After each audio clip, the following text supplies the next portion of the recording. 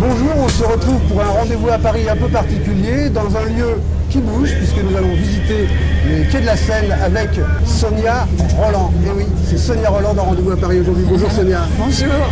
Alors Sonia Rolland, on va parler de ta carrière de comédienne, on va parler de ta... On peut se dire tu d'abord? Oui, on peut se dire tu, bien sûr. Je suis autorisé à dire tu à Sonia Rolland.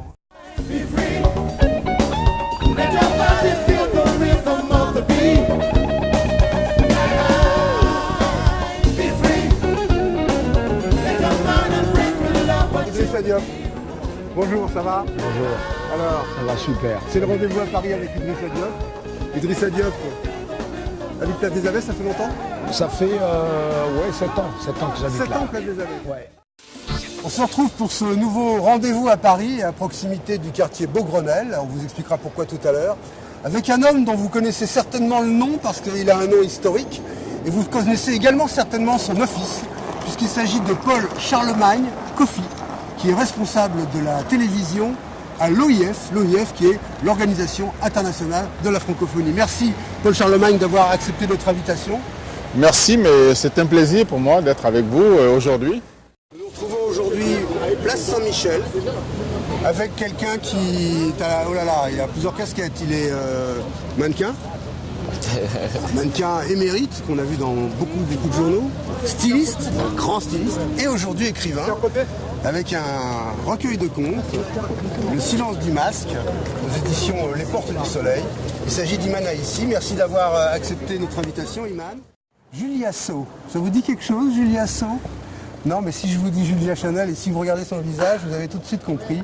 C'est Julia Chanel qu'on a vu dans bien des chaînes de télévision, en animatrice sur MCM, je me souviens, sur plein de chaînes, Canal+, sur Canal+, aussi.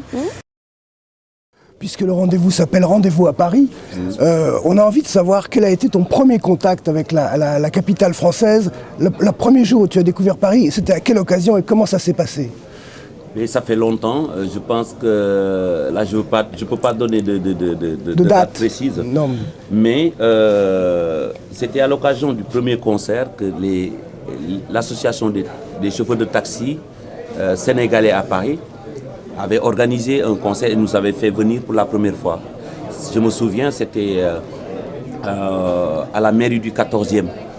Et oui, c'était formidable, je m'attendais à voir un public plutôt blanc. J'ai vu beaucoup d'Africains, de Sénégalais qui vivaient là, qui sont venus. Donc il y avait un melting pot de public. Et d'ailleurs, après cette soirée, qui s'est terminée vers 11h du soir, on est allé en studio. Et c'est là où on a enregistré le premier disque qui était plus ou moins reconnu comme un disque très fort, Immigré. Ah oui. Et c'est ce soir-là même qu'on l'a enregistré, donc j'ai des souvenirs. C'était le point de départ de toute une grande trajectoire. Vous êtes venu en France à quel moment, la première fois? C'était pour faire un voyage? Oui, c'était un voyage, c'était des vacances. Et est-ce que c'est à la suite de ce voyage que vous avez eu envie de rester ou... Non, je suis repartie à Abidjan. Bon. Et on va dire que voilà, les circonstances de la vie m'ont fait venir. Quelles circonstances? Il faut tout nous dire. Il y a eu un chéri.